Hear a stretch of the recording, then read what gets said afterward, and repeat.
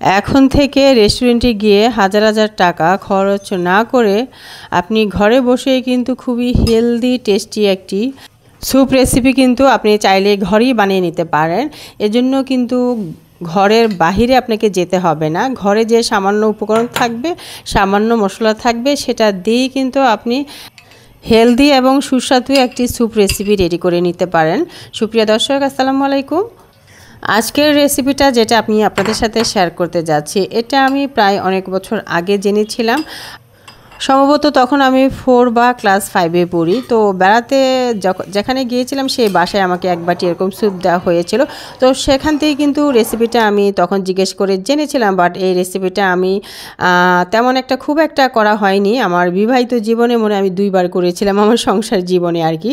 আর আজকে তৃতীয়বার আপনাদের সাথে শেয়ার করতে যাচ্ছি। তো কিভাবে এই স্যুপটা আমি রেডি করব সেটাই দেখতে থাকুন। তো সেজন্য কিন্তু আমার প্রয়োজন প্রথমেই লাউ শাক, আর তার আগে প্রয়োজন ছিল ভাতের মাড়। তো দেখতেই পেয়েছেন, যারা লক্ষ্য করেছেন যে আমি কিন্তু অলরেডি চুলায় বসিয়ে ভাত রান্না করে নিয়েছি এবং ভাতটা মাড় গেলে মাড়টা কিন্তু রেখে দিয়েছি। তারপরে আমি এখানে শাক কাটতে চলে আসছি। তো এখানে আমি 50 টাকার লাউ শাক কিনেছি ঠিকই। তো এখান থেকে আমি 6 থেকে 7টা এরকম লাউয়ের পাতা নিব, ডাটি কিছুই নিব না, জাস্ট কুচি দেখে 6 থেকে 7টা কিন্তু পাতা নিবার। সেগুলোকে প্রথমে আমি কিভাবে ছাড়িয়ে নিচ্ছি একটু খেয়াল করে দেখে নেবেন। আমি প্রথমে কিন্তু আঁশ ছাড়িয়ে নিলাম, তো আঁশগুলো ছাড়িয়ে নিয়েছি। আর এখন যেটা করব, এই পাতাগুলোকে ভালো করে কিন্তু আমি একটু কেটে নেব ছোট ছোট করে, ঠিক আছে। তো চাইলে আপনারা এখানে দা বা বটিও ব্যবহার করতে পারেন। আমি একটা নাইফ দিয়ে কেটে নিচ্ছি, যেভাবে দেখতে পাচ্ছেন আর কি। এই স্যুপের জন্য এভাবে কাটাটাই পারফেক্ট, দেখতেও সুন্দর লাগবে। যখন একটু শাকগুলো একটু লম্বা লম্বা ভাব থাকবে, দেখতে ভালো লাগবে, খেতেও ভালো লাগবে। তো আপনারা চাইলে কিন্তু এ পর্যায়ে এসে এই শাকগুলোকে আরও ছোট করে কেটে নিতে পারেন। তো আমি এখন শাকগুলো কাটা শেষ করে এখন ওয়াশ করে নিব 2 থেকে 3 বার পানি দিয়ে কিন্তু আমি শাকগুলোকে অলরেডি ওয়াশ করে নিচ্ছি। এগুলিকে ওয়াশ করে আমি এক পাশে রেখে, আর এখানে চিংড়ি মাছ কেটে নিয়েছি কয়েকটা। বড় দেখে চিংড়ি মাছ নিতে হবে এই স্যুপের জন্য। ছোট ছোট চিংড়ি মাছ দিয়ে করলে বেশি একটা টেস্ট লাগবে না। এই স্যুপের জন্য বড় চিংড়ি মাছগুলোই পারফেক্ট। তো কয়েকটা আমি নিয়েছি, উপরের যে ইয়াটা আছে, খোসাটা আছে, যে সেটা ছাড়িয়ে নিয়েছি আর কি। আর দেখতেই পাচ্ছেন লেজের দিকে মাথার দিকে আমি দুটোই কিন্তু রেখেছি। অলরেডি কিন্তু আমি স্যুপের মূল প্রসেসিংয়ে চলে আসছি। চুলায় একটি প্যান বসিয়ে এখানে আমি প্রায় 2 চা চামচ পরিমাণ তেল দিয়েছি। চাইলে কিন্তু আপনারা এখানে বাটারও ব্যবহার করতে পারেন। আর আমি রসুন থেতলিয়ে দিয়েছি, এখানে 3টা রসুন থেতলায় তারপরে দিয়েছি। আর আদা রসুন পেস্টে আমি এখানে দিয়ে দিলাম 1 চা চামচ সমান করে, দিয়ে একটু নেড়েচেড়ে নিয়ে নিচ্ছি যাতে ভালো একটা ফ্লেভার চলে আসে। তারপরে আমি এখানে দিয়ে দিচ্ছি চিংড়ি মাছগুলো।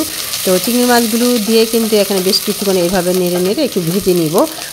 তো কিছুক্ষণ ভাজার পর ভালো একটা সুঘ্রাণ যখন বের হয়ে আসবে, ঠিক তখনই আমি এখানে দিয়ে দেব একটা টমেটো কুচি, কিউব করে কেটে নিয়েছি পাকা টমেটোটা, সেটা কিন্তু আমি দিয়ে দিলাম। আর টমেটোটা যখন নরম হয়ে আসবে, না হওয়া পর্যন্ত কিন্তু এভাবেই নেড়ে নিব। আর নরম হয়ে আসলে এখানে আমি দিয়ে দিচ্ছি কাঁচামরিচ 2টা আমি দিয়ে দিলাম।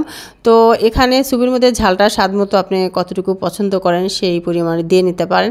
তবে স্যুপের মধ্যে একটু ঝাল কম হলেই ভালো হয়, যেহেতু পরিবারের সবাই খাবে, বাচ্চারাও খাবে। তো ঝালটা দেওয়ার পর কিছুক্ষণ এভাবে নেড়ে নিলাম। নেওয়ার পর এখন আমি এখানে অ্যাড করে দিব। দেখতে পেয়েছিলাম শুরুতে কিন্তু আপনাদের সাথে শেয়ার করেছিলাম, ভাত বসিয়েছিলাম আর সেই মাড়টা আমি এখন দিয়ে দিচ্ছি। হ্যাঁ, আমি এখানে একটা খুবই টিপস গুরুত্বপূর্ণ আপনাদের সাথে বলতে চাই। সেটা হচ্ছে যে কোনো ভাতের মাড় দিয়ে যদি আপনি এই স্যুপটা করেন, তাহলে কিন্তু অরিজিনাল যে স্যুপের একটা স্বাদ না, যেটা আমি আপনাদের সাথে শেয়ার করতে চাচ্ছি, বোঝাতে চাচ্ছি, সেটা কিন্তু পাবেন না। সেটা হলো যে চালগুলো খেতে খুবই গ্রান বের হয়, ঠিক আছে। সেই চালগুলোর মাড়টাও কিন্তু বেশ গ্রানযুক্ত হয়। তো ওরকম চাল যেদিন আপনারা বাসায় রান্না করবেন, সেই মাড়টা দিয়ে কিন্তু এই স্যুপটা করে নেবেন, দেখবেন খেতে খুবই দুর্দান্ত লাগে। আর এখন কিন্তু আমি দিয়ে দিলাম ওই যে আগে থেকে কেটে রাখা লাউ শাকটা। তো দিয়ে এখন আমি একটু লবণটাও চেক করে নিব আর স্বাদ মতন লবণ দিয়ে দিব। আপনারা চাইলে এ পর্যায়ে এসে কিন্তু টেস্টিং সল্ট ব্যবহার করতে পারেন। রেস্টুরেন্টে কিন্তু এটা করে, স্যুপের মধ্যে কিন্তু ওরা টেস্টিং সল্ট ব্যবহার করে। আমি ওই যে বললাম না, একেবারে ঘরোয়া পদ্ধতিতে বাসায় যে হাতের কাছে উপকরণগুলো থাকে সেগুলো দিয়েই কিন্তু আমরা একটা স্বাস্থ্যসম্মত স্যুপ রেডি করে নিতে পারি। তো সেটাই কিন্তু আমি করছি, যার কারণে আমি এখানে টেস্টিং সল্টটাও ব্যবহার করব না। আর এখানে তো দেখতেই পেলেন সমস্ত উপকরণ কিন্তু মোটামুটি দেওয়া কমপ্লিট। কমপ্লিট।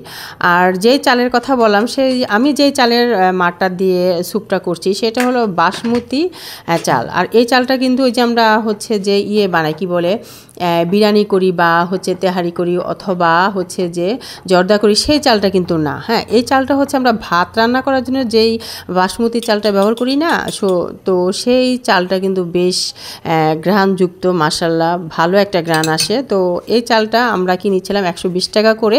তো এই চালটা যখন আমি দেখলাম ভাত রান্না করার পরে মাশাআল্লাহ এতটা সুঘ্রাণ বেরোয়, তখনই আমি চিন্তা করে রেখেছি যে আপনাদের সাথে এই স্যুপটা শেয়ার করব এই ভাতের মাঠটা দিয়ে। সুপ্রিয় দর্শক, কথা বলতে বলতে আমি অনেক দূর এগিয়ে এসেছি। একটু পিছনে ফিরে গেলে বলবো আপনাদেরকে এটাই যে আমি কিন্তু এই স্যুপের মধ্যে হাফ চা চামচ ব্যবহার করেছি হচ্ছে গোলমরিচের গুঁড়া। ঠিক আছে, তো এখানে সাদা বা কালোটা যে কোনো একটা দিতে পারেন, কোনো ব্যাপার না, গোলমরিচের গুঁড়া দিলেই হবে। তো আমি হাফ চা চামচ গোলমরিচের গুঁড়া দিয়েছি, দিয়ে আরও কিছুক্ষণ কিন্তু এভাবে ফুটিয়ে নিব 2-1 মিনিট। তো ফুটিয়ে নিলেই কিন্তু আমার অলমোস্ট একদম রান্না রেডি।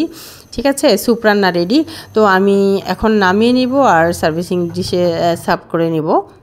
তো অলরেডি আমি এখন নামিয়ে নিচ্ছি, আর যেহেতু স্যুপটা বানানো একেবারেই রেডি হয়ে গিয়েছে। তো গরম গরম স্যুপটা কিন্তু খেতে খুবই টেস্টি লাগে, খুবই ইয়াম্মি, সো ইয়াম্মি। আমি বলবো যেহেতু আমি রান্না করে খেয়েছি, মশলা খুবই টেস্ট। আমি কিন্তু তেমন কোনো মশলা ব্যবহার যে করিনি সেটা তো আপনারা দেখতেই পেলেন, তারপরেও কিন্তু মশলা এই স্যুপটা খেতে অনেক স্বাদ। ঠিক আছে, দুর্দান্ত স্বাদ। তো বাসায় যেদিন আপনারা এরকম লাউ শাক নিয়ে আসবেন, ভাত রান্না করবেন, তো চট করে কিন্তু বানিয়ে ফেলবেন। তবে হ্যাঁ, অবশ্যই কিন্তু চিংড়ি মাছ দিবেন, বড় চিংড়ি মাছ। ঠিক আছে, ছোটো চিংড়ি মাছ দিয়ে আমি করিনি কখনো, তবে বড় চিংড়ি মাছটাই বেশি টেস্ট যুক্ত হয় আর কি, এই স্যুপের জন্য পারফেক্ট। দেখতেও সুন্দর লাগে, খেতেও সুন্দর লাগে। আর ওই যে লাউ পাতাটা কীভাবে খাবেন, যেহেতু লম্বা লম্বা, ওটা কিন্তু দেখতে ভালো লাগে। যখন আপনি চামচ দিয়ে উঠাবেন না, লম্বা হয়ে যাবে, তখন দেখতেও সুন্দর লাগে। আর খাওয়াটা হচ্ছে এই যে যেমনটা দেখতে পাচ্ছেন, চামচটা দিয়ে, আর কাঁটা চামচ নিতে হবে কিন্তু, কাঁটা চামচ দিয়ে এরকম ঘুরিয়ে ঘুরিয়ে পেঁচিয়ে পেঁচিয়ে কিন্তু আপনি চাইলে কাঁটা চামচ দিয়ে সরাসরি খেতে পারেন, অথবা ওই যে আরেকটা স্পুন আছে সেটার মধ্যে দিয়েও খেতে পারেন। সুপ্রিয় দর্শক, আমার পরবর্তী রেসিপিতে ইনশাআল্লাহ কথা হবে। যারা নতুন আছেন অবশ্যই আমার চ্যানেলকে সাবস্ক্রাইব করে পাশে থাকা বেল বাটনটি অন করে সঙ্গেই থাকবেন। নিত্য নতুন রেসিপিগুলো পাওয়ার জন্য পেজ থেকে দেখলে পেজে লাইক ফলো দিয়ে ভিডিওটি শেয়ার করে সাথেই থাকবেন।